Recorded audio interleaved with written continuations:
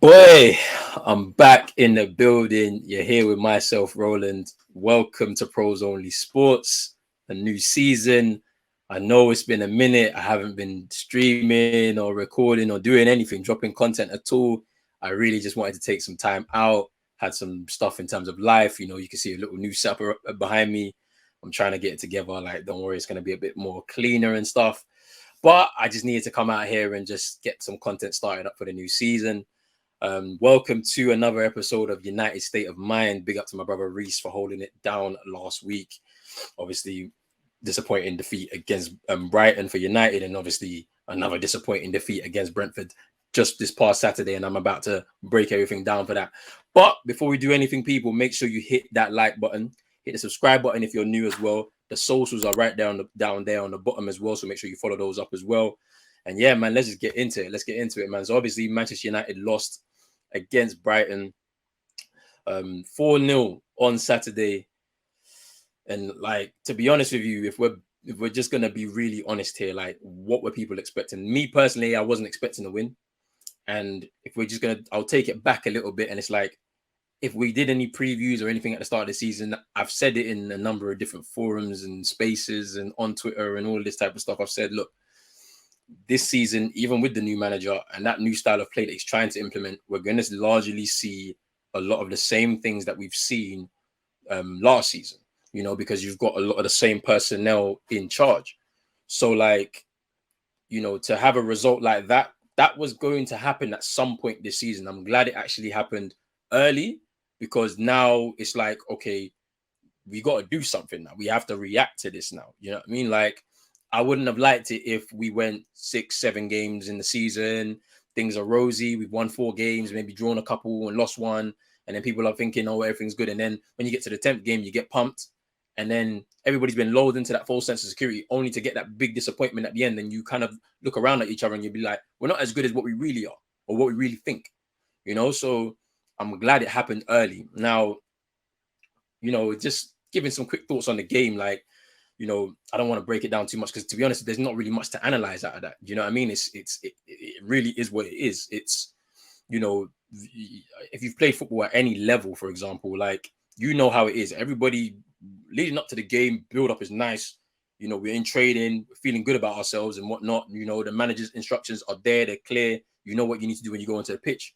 And you go out onto the pitch. If within the first 10 minutes, somebody in your team makes a mistake, like De Gea did, 9 times out of 10, I think he saves that, goes underneath him, all of a sudden, pressure. Then that pressure compounds into more pressure and more mistakes and more mistakes. And that's what was happening. So we, like, not to go through every single goal and start pinpointing everybody's individual mistakes. Like, the fact of the matter is, something like this was going to happen at some point, and it just happened on Saturday, right? And so with De Gea making that mistake, it puts pressure on everybody else, because now the players are looking at him saying, like, whoa, what's going on here? Like, the ball just rolled underneath you. Like, you already have a captain who, performance-wise hasn't been good for about a year or so. Like, like, we're getting close to that mark now, right? And then, like, he has to form a new partnership with a new defender that's just come in the summer. And, I hate the fact that people are targeting him a little bit, but we'll talk about that a little bit later. And the pressure to play the manager's style, playing out from the back, the second goal, as you could see, Eriksen back to goal, playing in that deeper role. I understood why Ten Hag did it, but it just wasn't going to work. Like, just with the way they were pressing so high onto us. And so you make another mistake and it leads to another goal. And then you're pushing up further up the field because you're trying to get a goal back. You're trying to react. And then you're leaving spaces in behind, because now they don't have to do anything. As Brentford don't have to do anything. They just need to counter you now. So, it just leads to all of these types of things happening. And, that is it. That's 4-0. You know what I mean? Like, and that was done. The game was done in 40 minutes. Like, and we couldn't really do anything after that. Like, when you make one mistake and it compounds, and this is where we start talking about the lack of leadership in the side, like, where, you ain't got those characters in there that's going to drag you out of the mud and back up to the surface, and then, like, to push on and try and turn it around. Like, and I'll talk about leadership and characters and attitudes later. Like, but that was it, and Ten Hag couldn't really react. The only thing he could do was haul a few people off, and he didn't just overreact and take 5 off. He took 3 off or 2 off, I think it was, and then brought on the 3 as the game went in. We didn't concede. Brentford had already won the game at that point, and we weren't going to come back anyway. So, it is what it is, and it's like that's really the game. Like you can't really say anything more than that. Like, but moving on. Just talking a few pieces about the team selection. Like I understood what he was trying to do with Eriksen in that deeper role. Like when I saw the midfield three, I was like, yeah, like Fred's not going to play in that position because he's just not capable of taking the ball off the back four and starting an attack. But Eriksen can, because I remember seeing Eriksen do that when he broke through at Ajax. Now I know he played out wide when he was at Ajax as well, but he also was capable of playing in a deeper role and starting attacks. And of course, this is the Premier League, man. Anybody playing in that deeper role in midfield, the best ones are, not only physical and aggressive, but they can also play. And I don't think Eriksen has the physical and aggressive side to be able to play that deeper role. And so that's something that Ten Hag has learned now. And even though he did say it, he made some comments about Pep Guardiola's start in England and, how, you need aggressive players too, like aggressive, quick, powerful players in midfield as well, like to kind of navigate through the Premier League because of how physical and how fast paced it is, right? And it's just the fact that you made those comments and then he doesn't. His hands are kind of tired, and we'll get into that later. But his hands are a bit tired, and so you just have to put somebody there anyway. And so it's pretty interesting that he made those comments. I think it was in 2020, I think it was, and then 2 years later you're making that mistake, but it's what it is. So yeah, that was an interesting thing. I mean, the Martinez at centre back, with the aerial threat in the Premier League from a number of different teams, putting somebody at 5'9" in that position. And I know a lot's been made about his height. Like, this is not Holland, where they largely every team will keep the ball on the floor. You're going to have a variety of different ways teams will attack defenders in the Premier League. And when you've got somebody at 5'9", next to somebody who you can't really trust, like we've seen it. He's had a number of different partners since he's been at the club, and this is another new partner now. Like, you're going to struggle. Like, you know what I'm saying? And like, it was good of Ten Hag to take him off at halftime. I know it looks bad, but you take him off, get him out of the firing line because that's your new signing. £60 million. People already focusing on that price tag. You really don't want that to be, what it is. Like, so I don't like the fact that people are trying to scapegoat the thing already. Like, it's like Ten Hag will have to learn. Maybe he's probably best suited in midfield, partnering. So, he brings the aggression. He's quick across the ground. So he's mobile, and you partner him with somebody who will play. He can play too a little bit, you know what I mean? But like also partnering with somebody who can play. And I think that might be the thing to go forward as a makeshift, like to kind of mask the fact that we can't find that one player that can sit, be aggressive, be mobile across the ground and can play.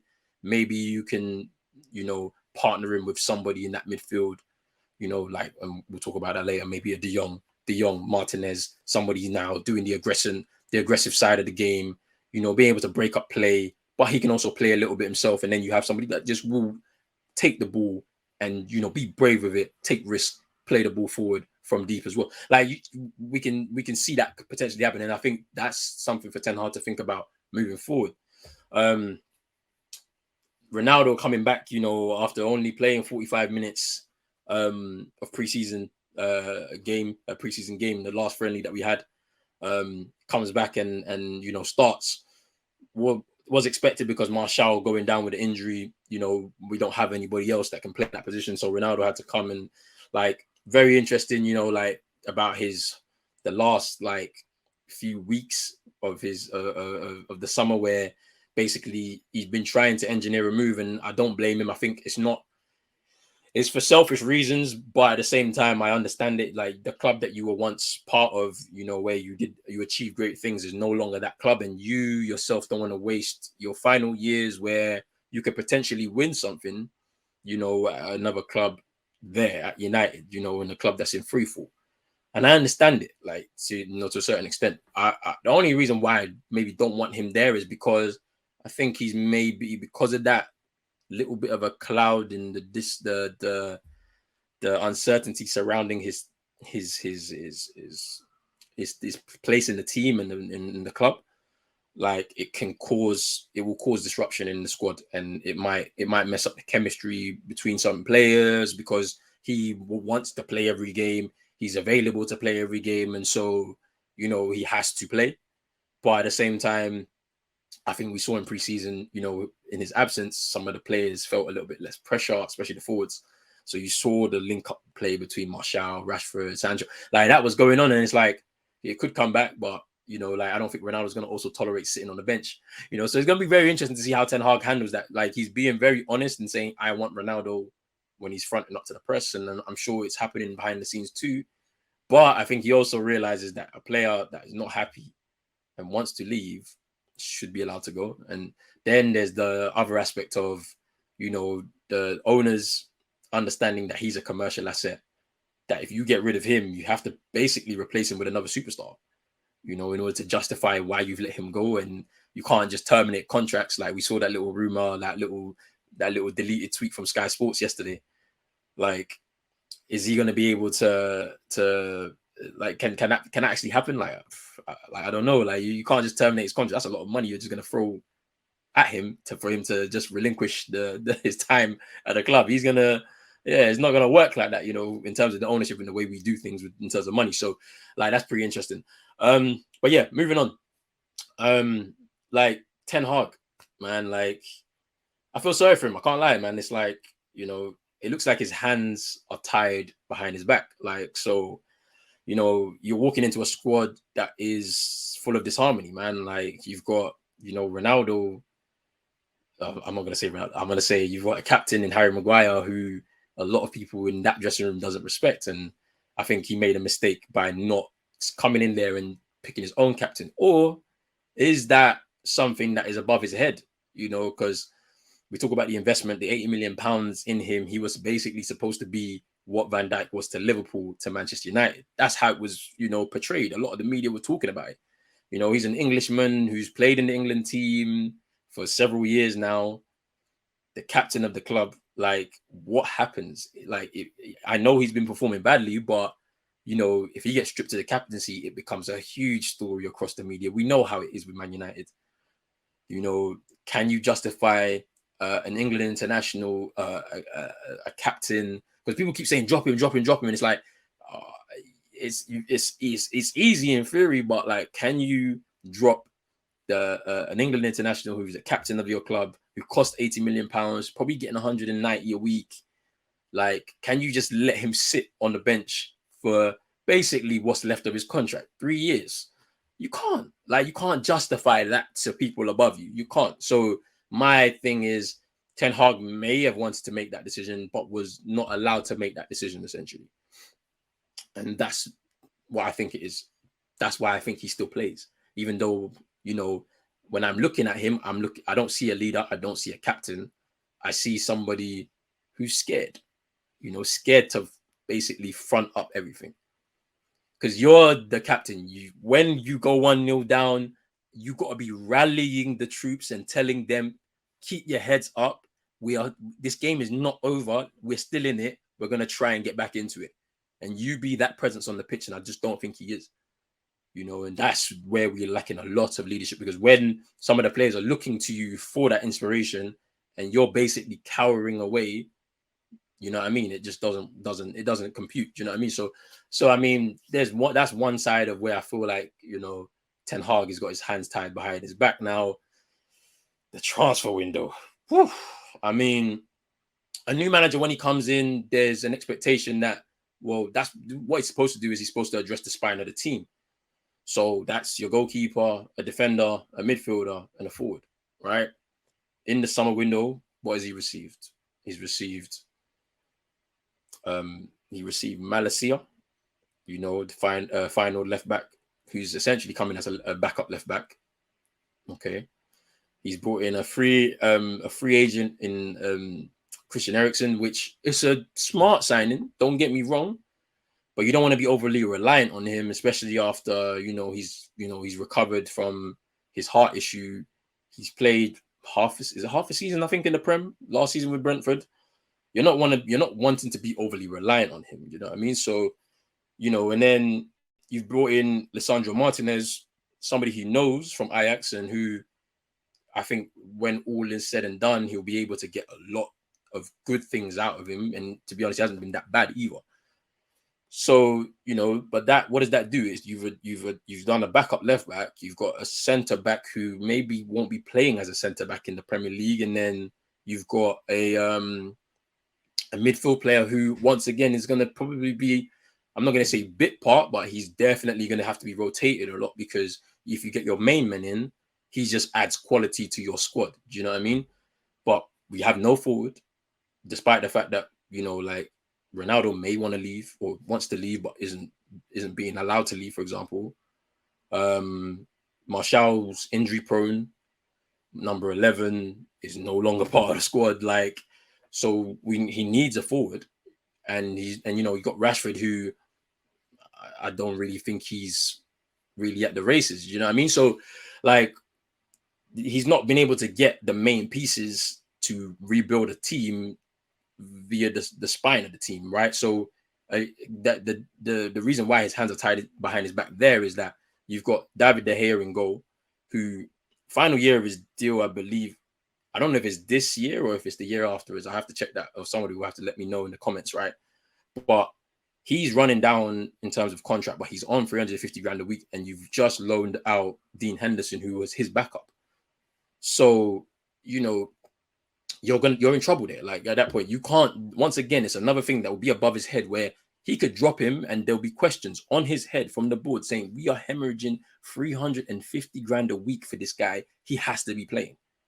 He doesn't have to, in theory. I know it's very simple to just say you're not playing, but it's going to cause him a lot more headache in the grand scheme of things, if you know what I mean. So you've got that. Then obviously he's brought in Martinez to come in at playing at centre half, but like, I don't think, I just don't think that there's that he's going to be able to do that in the Premier League. I think it works in Holland because it's a different type of game over there, but in England, people are going to be aggressive, they're going to be physical, they're going to be in your face, the aerial presence, like, even though he has a good leap on him. Like, I've seen clips, I've seen a lot of statistics to say that he's got a good leap on him. And maybe it's just a settling in period. Maybe he can play at centre half, and that might be his centre back signing.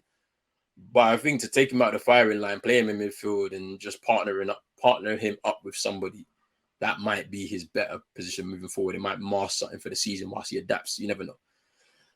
But then, then you get that when you look at Eriksen, as I said, like, he's not bit part, he's rotational. Like, you've got he's there to build quality in the squad. Somebody that, right now he should be starting, of course, but like, if you get your real man in, he's not the guy that you're going to be relying on every single game of the season, especially somebody coming back from a pretty serious and most likely career-threatening, sickness, illness, injury. Do you know what I mean? Like, so, he's not been able to get the spine of the team right. And so, he would have wanted to come in and bring a goalkeeper that can, start attacks, that can spot danger and come off his line and sweep up. Somebody that can command his area, and then do the regular things that keepers do, which is shot stop. And I used to be like on this whole thing where, like, I'd rather David De Gea be there because his primary directive is to save shots. But as you can see, like, on Saturday, he made one mistake in the game where, like, come on, man, that you can see the three players are in front of you, right? It's probably a bad option for you to give them ball when you know that there's the opposition are pressing those three players, so you can't give them the ball. Just kick it long. You have to make that decision as a player in that position, in that situation on the field. You have to make that decision, and he didn't do it. But it is what it is. I mean, so when we're talking about that's the transfer window and he's not been able to even rebuild the spine of the team, right? Now you're thinking about the last 2 weeks now. We're in the last 2 weeks of the transfer window right now. Like, there's been the young saga that's been dragging on since 1st of July, right? Since when it opened, right? Since the transfer window opened. And it's like, you're looking at that and you're saying to yourself, okay, like, if that is the guy that you want, the club have to do what they need to do. And yes, I understand that there's some extenuating circumstances with the fact that is 17 million pounds or 70 million euros that is owed to him by Barcelona, and he would rather get his money before he makes any decision to leave. And I feel like United are going to pay that money. I feel like now there's a lot of desperation. The fans are not happy, and we're going to talk about that in a bit. But there's desperation right now at the club, and this is why you see the club going for Rabiot, who I don't necessarily think is the right attitude, has the right attitude, the right characteristics to help this team in a state that, you know, we need to rebuild. You know what I'm saying? And so, you know, like they're gonna panic again. This is not new though. Like just look at it. The transfer windows over the last 10 years, barring one under Van Gaal's second season, where the large majority of the business happened before we went on our preseason tour. Every other window that we've had, summer transfer window, we've been basically shopping in the bargain bucket at the end of the last few weeks of the window. So it's going to happen again. You're going to see, obviously, a random one in Rabiot anyway. That's just happened. You're going to pay 15 million for a player who hasn't gone for a transfer fee in his career, right? That should be ringing alarm bells, right? You're going to see random signings, man, like people that don't fit into what Ten Hag is looking for, doesn't fit into the characteristics that you need to rebuild a team. And let me touch on that and what I mean by that. So when you're bringing in players in a state of rebuilding a team, it's about character. Ability is fine. We've got tons of players with ability. They've shown it in previous years at the club, and some of these players in the different clubs that they've come from to come to United. There's an abundance of ability, but there's no character. You know, you need the right character and attitude to know, like in terms of players that you're trying to bring in, because they have to understand that this is not easy. Like, you are having to be one of the men responsible to drag this club back up to the top where it basically belongs. And if the players that come in don't understand that, you're going to have the same problem every single time. So Rabiot coming in with his attitude problems, with the fanfare and the circus surrounding his mother as his agent, that's not a good look. Like, someone in De Jong, who I don't believe wants to come there for Man United, wants to come there only for Ten Hag. Ten Hag's having to convince him. Now, if he comes in, no doubt in his ability, but I don't think he's one of them people that you can rely on that's going to drag this club back up to where it needs to be. And it's like that is a very difficult thing to do, because it's not just about the ability. You can scout players till you're blue in the face. You will find somebody who can play in a particular role. And this is why I hate from fans. We need a DM. We need this. We need that. Okay. But do they have the right character and attitude to help this team get back to where it needs to be? Like, are they leaders? Like, because you're going to need 11 leaders on that field, bro. Like, plus more in the squad to be able to drag this club back up to where it needs to be. And the current players, the current crop, they ain't up to the task. They're not. They've shown it. So, I mean, you know, I can touch on that a little bit more, but I'm just going to kind of wrap it up here. I mean, where do we go from here, man? Boy, Liverpool game next week, Monday, I'm expecting a loss. Like, I can't see us, you know, back in the day, you know, the team used to react straight after a loss. They knew what they need to do in the next game. This team ain't got it in them. There's going to be a lot more made on the game because of this protest that's going to be happening. I'm going to just say one thing on that. Like, make sure that if you are going out there to protest or doing whatever you need to do, make sure you actually do it and do it well. Like, because every single time that I've seen a protest is going to happen, there's nothing really come out of it. Like, you know, where like they're putting all these hashtags together and all of that. It's all emptiness.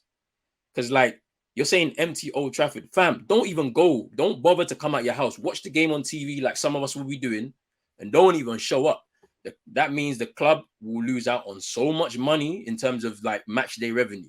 Hit them where it hurts. It's about money, man. Follow the money, bro. Like, that £5 million that they could miss out on a match day because you lot are not the people that are going to the stadium are not going there to buy any pies or buy beer or buy food and drink and all that. Like, if you go and if you don't even show up, all of that is a waste of money for the Glazers, because they have to pay staff. Yeah, they have to pay staff because it's money outgoing. It's nothing coming in, so they got to pay all that staff, the stewards, the police, all for nothing. Literally, that's how you really hurt them. You will stay at home, watch the game, support the team, whatever. but don't even show up. Like, that's what you're supposed to do. But obviously, it's a hard task to get so many people on the same page. So that's all I'm going to really say on that. And I mean, you know, United are panicking right now, and so like you expect some transfers to come in. And I don't know where we're gonna get our first win from. Like, if somehow miraculously this team wakes up and beats Liverpool, it's not all forgiven. Don't get me wrong, but like I just personally can't see it with just the. I put the glasses on. I got the real glasses on. You get me? Like, some people got the red tinted glasses on. I got the real glasses on. Mine are the real tinted glasses, bro. So I mean, look, man, look. I just wanted to I wanted to make my splash. I wanted to come back in. I've gone over a little bit over time, but people, make sure you hit the like button, hit the subscribe button if you're new. We are back in business, full effect. There's 3 new shows on the channel, or 2 new shows alongside United State of Mind. We're going to be doing a bit of boxing, so stay tuned this weekend. There's also a fight, the big fight, Anthony Joshua, Usyk, the rematch as well. So make sure you stay tuned for that. But hit the subscribe button, hit the like button, and people, catch me in the next one. Peace.